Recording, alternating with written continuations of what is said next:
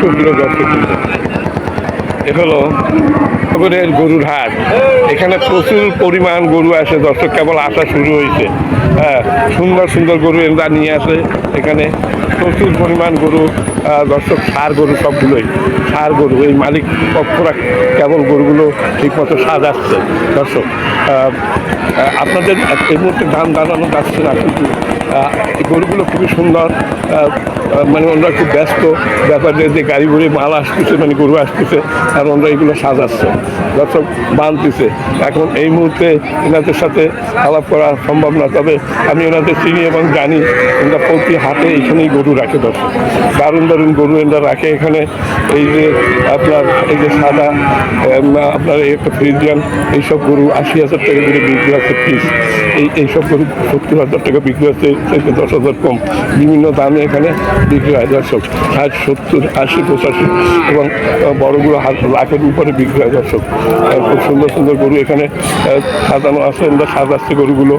এই যে লোকজন গরুগুলো পরিষ্কার করতেছে দর্শক, একটু পরে বিক্রির জন্য রেডি হবে। খুব সুন্দর একটি গরুর হাট। এখানে প্রচুর পরিমাণ গরু পাওয়া যায়। প্রতি শুক্রবার এবং মঙ্গলবার এই হাটটি বসে। দারুণ একটি গরুর হাট।